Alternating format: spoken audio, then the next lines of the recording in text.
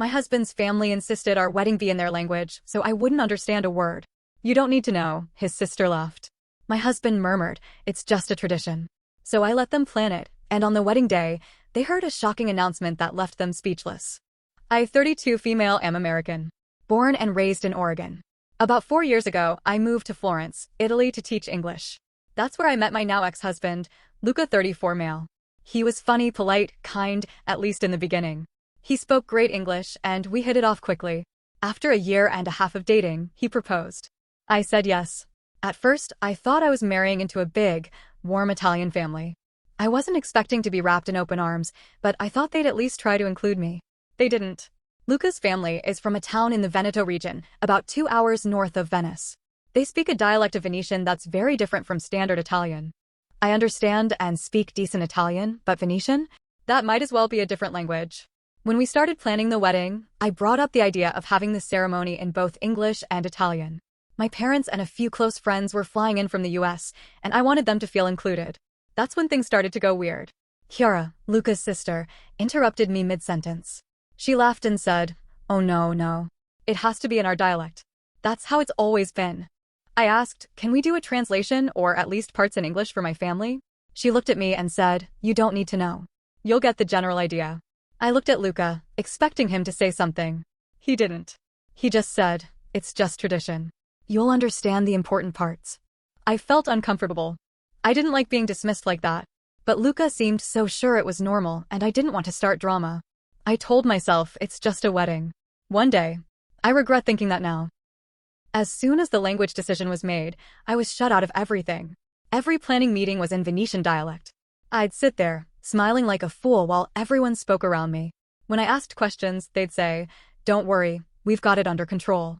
Chiara made a joke once, "You'll be surprised. Just show up in the dress." And they laughed. Even my name wasn't used on the invitations.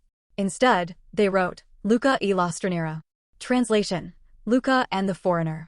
My family asked me if it was a joke. I didn't have an answer. When I confronted Luca, he said, "It's just a funny nickname. My mom likes it." They're not being mean. But they were.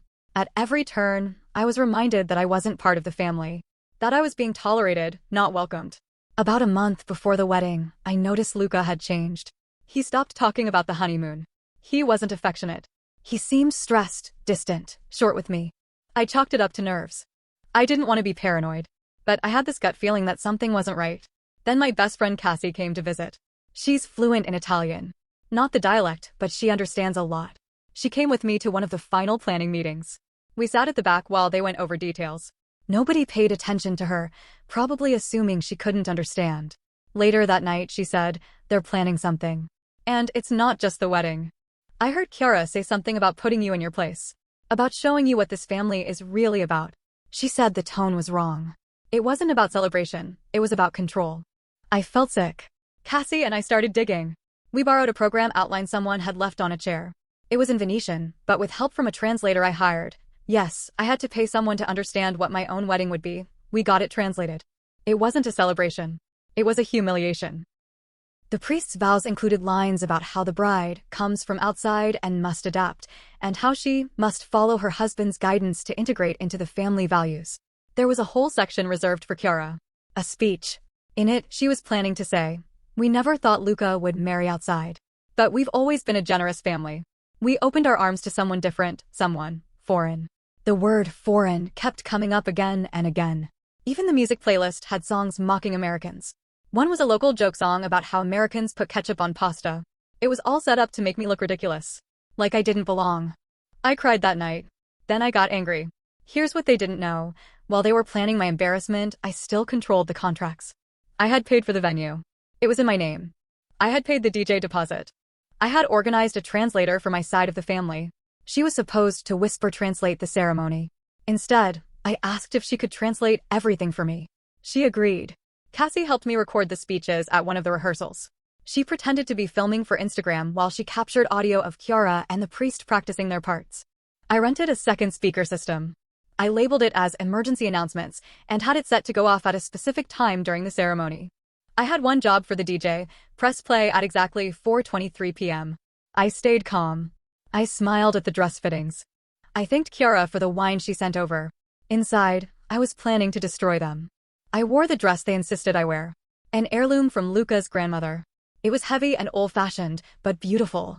My makeup was simple. My hands were shaking. My parents were seated at the very back.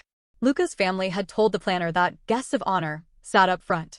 That meant his family, not mine. The ceremony began. The priest started talking. The translator in my ear repeated everything. It was worse than I thought. He called me the outsider. Said I was being welcomed under the mercy of the family's good faith. He said I was expected to be obedient to tradition. Then came Kiara's speech. She smiled as she stood. She looked straight at me. And the translator whispered, "This is our family. We are proud, we are united. And we do not change for others." People clapped. I looked at Luca. He didn't look at me. The speakers crackled. My voice came on. Not pre-recorded. Live. "Hello everyone. I've been asked not to speak today. I've been told I don't need to understand. That it's not for me to question this family's ways. That I'm a foreigner." Silence. Dead silence. I heard what you said. About obedience. About how lucky I am to be accepted. I've heard the jokes. I've read the program. I know what this wedding really was. People started shifting in their seats. I saw Luca whispering something to his mother. I wasn't finished. "You planned this wedding in a language I couldn't understand. You planned speeches mocking me. You laughed behind my back." The second recording started. Kiara's voice. The speech rehearsal. She's clueless. She'll just stand there smiling. It'll be hilarious. People gasped. Then the priest's voice. "This will teach her how things work around here." The recording cut off. People were frozen. Luca's aunt dropped her wine glass. It shattered on the stone floor. My mother-in-law's mouth was open, her hand clutching her pearls like this was a funeral. "Kiara?" Kiara looked like she'd swallowed a lemon. The priest tried to step forward, muttering something, but I kept going. I didn't come here to be mocked. I didn't agree to marry into a joke. I'm not some clueless outsider you get to parade around and humiliate in front of your village. I turned to my family, sitting in the back row. "I see now why you were put back there. They didn't want you to see what they were really doing." My dad stood up. My mom covered her mouth, tears running down her cheeks. Then I said something I hadn't planned. I looked at Luca, still silent, still frozen. "You had a chance to stop this. You knew. You heard every word. You sat next to me at night while they planned this. And you said nothing." Still, he said nothing. That silence? It told me everything I needed to know. I was about to walk away when someone else stood up. A young woman, maybe mid-20s. Short brown hair, sharp eyes. I had seen her earlier, standing with Luca's side. She walked straight up to the altar and took the mic from my hand. "I'm sorry. I can't stay quiet." The room turned toward her. "I'm Martina, Luca's friend." She looked straight at him. Or at least I was. She turned back to the crowd. "We've been seeing each other for 6 months. Gasps. I froze. I thought I misheard. My legs felt numb. Kiara started yelling something in dialect. The priest tried to pull Martina away from the mic. She wouldn't let go. He told me he wasn't really in love. That he was doing this for his family. That she pointed at me, was just this safe option. I couldn't breathe. Luca still said nothing. His face was pale. His mouth opened and closed, but no words came out. So I said it for him. "You cheated." He didn't deny it. He didn't even look at me. People were whispering now. Not in dialect, just loud, confused whispers. My translator took out her earpiece and walked over to me. "They're embarrassed," she said. "They didn't know. Some of them didn't, maybe. But Kiara? She knew. She looked furious, not ashamed. She walked up to me. This was supposed to be a family event," she hissed. "You've ruined it." I looked her dead in the eye. "No, you ruined it. I just showed everyone what it really was." She slapped me. Hard. Gasps again. Someone shouted, "Enough." It was the venue manager. He came storming in from the side door. "This is over. Everyone out. Now." I could have just left. Taken my family and walked out. But I didn't. I walked back to the mic one more time. I didn't come to Italy to be part of a circus. I came here for love. Real love. And respect. And instead, I got lies, cruelty, and silence. I paused.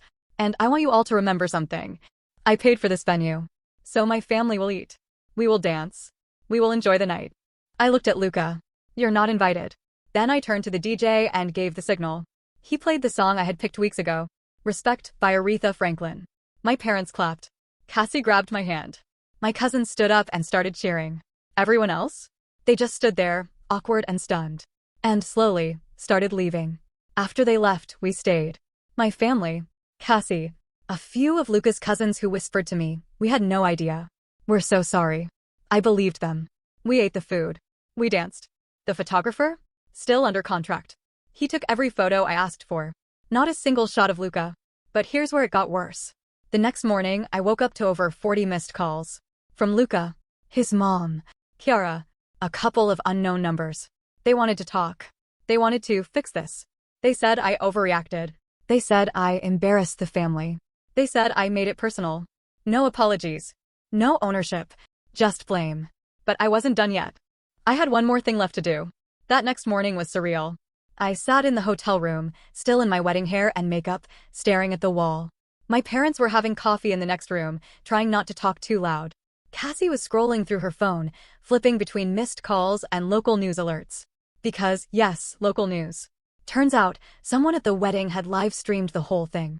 A teenager, I think. Some cousin's kid who thought it was hilarious when I took the mic. The video had gone viral in our town. A small place, sure, but tight-knit. And nothing like this ever happened there. The caption? American bride takes down groom's entire family in 3 languages. Around noon, Cassie burst into the room. Her phone was shaking in her hand. You need to see this. She handed me the phone. It was a photo. From Facebook. Martina.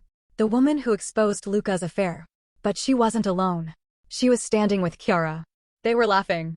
Holding wine glasses. Hashtag family first. The post had been uploaded just 2 days before the wedding. Captioned, "Can't wait for the big surprise." So Martina wasn't some brave truth teller. She was part of it. A plant. Martina was never supposed to confess. That part wasn't planned. But her presence, her connection to Chiara? That was real. Cassie started digging into profiles, connections, friend lists. We found photos of Martina at Luca's birthday. With his mother. With his uncle. Going back a full year. This wasn't just a betrayal. It was coordinated. Luca's family knew about her. They approved of her. And they thought they could humiliate me on my own wedding day, while his actual girlfriend stood smiling in the crowd. Suddenly, the obedience line from the priest's vows hit different. It wasn't just a tradition. It was a test. A punishment. A spectacle. I got a call later that afternoon. From the venue owner. He sounded nervous. "Signora, I was contacted by Signora Chiara. She says you broke contract rules. That you caused a disturbance." I almost laughed. "She wants your deposit withheld. She says she'll sue." Of course she would. See, what they didn't know was, I had recorded every meeting I was present at. Every time I was told, "Don't worry about it," or "You don't need to know." Cassie helped me organize the audio files. I had files where they talked about using the wedding to reclaim family honor, where they laughed about how the American wouldn't get it. I sent everything to the venue owner. 3 hours later, he called back. Refund is processed. And Signora Chiara is now blacklisted. It was a voice note. I wasn't going to listen. But I did. He sounded tired. No rage. Just flat. You didn't have to destroy everything. It wasn't personal. You just didn't understand the culture. My family has always handled things this way. Then, you embarrassed us. But maybe that's what you always wanted. To feel like the victim. No apology. No shame. Just projection. That voice note was the last time I ever heard his voice. But it wasn't the last time he tried to reach out. A few days later, Cassie showed up with her laptop open. You need to see this. She pulled up a document. It was a real estate transfer. In both our names. It had been filled out, but not signed. Guess who initiated it? Luca. Turns out, the wedding wasn't just about humiliating me. It was about control and money. Luca's family owns several properties around town. But they've had tax issues. Lots of them. Marrying a foreigner was one way to clean things up. The plan? Get me legally married. Have me co-sign a mortgage. Use my American bank account, joined with Luca's, to move money around. In other words, I was a financial tool. Not just a foreigner. A solution. A paper shield. I had already talked to my lawyer weeks earlier about protecting my assets. I never added Luca to my US accounts. I never legally finalized the bank merge. And the marriage wasn't official yet. We hadn't signed the civil paperwork. The wedding was symbolic. Because in Italy, the religious or symbolic ceremony isn't legal on its own. The legal part, the civil part, was scheduled for 3 days after the wedding. That never happened. So in the eyes of the law, I was never married. A week later, I received a formal letter. From Luca's uncle. He's a lawyer. It accused me of defamation. Of publicly embarrassing a respected family. It threatened legal action unless I issued a public apology and paid a reparative fee for the emotional and financial damage I caused. That's when I decided. If they wanted a public response, they were going to get one. By now, most of the town had heard some version of the story. The video had been reposted and subtitled in both English and Italian. People had opinions. Lots of them. Some said I overreacted. Others said I was brave. A few insisted it was just a cultural misunderstanding. But those voices got quieter when I released my own statement. Not an apology. Not a rant. Just the truth. I wrote a post. Shared it publicly on Facebook, Instagram, and yes, Reddit. I laid out everything. The recordings. The translator. The humiliating ceremony. The planned mortgage scam. The fact that I was never legally married. I even posted screenshots of Martina and Chiara and the date-stamped #FamilyFirst photo. It exploded. Again. And that's when Chiara snapped. 3 days later, I was having lunch at a quiet cafe in town. Cassie was with me. We were finally breathing again. That's when Chiara showed up. No hello. No smile. She slammed her hand on the table. You think you're some kind of hero? You're trash. You humiliated us. You made my family look like criminals. I calmly looked at her and said, I didn't make you look like anything. I just held up a mirror. People nearby started watching. One waiter froze with his tray midair. She kept going. You ruined Luca's life. He's depressed. My parents can't go to church without people whispering. Do you know what you've done? Cassie stood up. She protected herself. Chiara turned to me. Her voice dropped low. You were never going to be one of us. Never. You walk around like you're better because you speak perfect Italian and wear your little American shoes. But you'll never understand our family. I stood up then. Full height. No shaking. And I said, loud and clear, you're right. I'll never understand how a family can lie, cheat, plan a public humiliation, and still expect loyalty in return. I'll never understand how someone like you can smile while stabbing someone in the back. I don't want to understand it. Because that's not family. That's a cult. Chiara raised her hand again. Like she was going to hit me. But someone stopped her. Luca. He grabbed her wrist, pulling her back. Stop.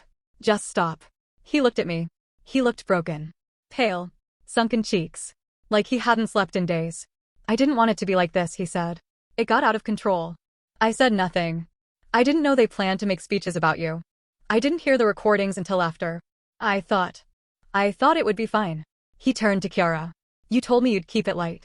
That it would be respectful. That Martina was just coming as a friend. Chiara scoffed. You're blaming me now? Luca looked back at me. I was weak. I let it happen. I let everyone push you out, and I stood by and watched. His voice cracked. I was scared of losing my family. So I let them destroy us instead. There it was. Not an excuse. Not really an apology. Just the truth. I wanted to scream. I wanted to say, now you say something? After everything? But I didn't. I looked at him, and all I saw was someone I used to love. Someone who betrayed me not with one action, but by standing still while I drowned. I don't hate you, I said. But I don't trust you. And I never will again. Luca nodded, then quietly walked away. Chiara followed, still fuming. She turned one last time and hissed, you'll regret this. Cassie said, loud enough for the whole cafe to hear, no, I think you will. Chiara did try to sue.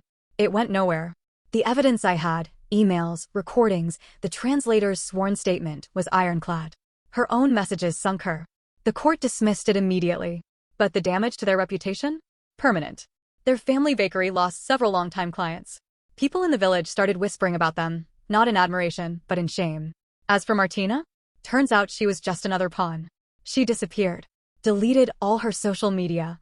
I heard later she had moved to Milan. Luca? He sent one final email. I'm sorry. You were right about everything. I hope someday you can forgive me. I never replied. I flew back to Oregon a month later. No big speech.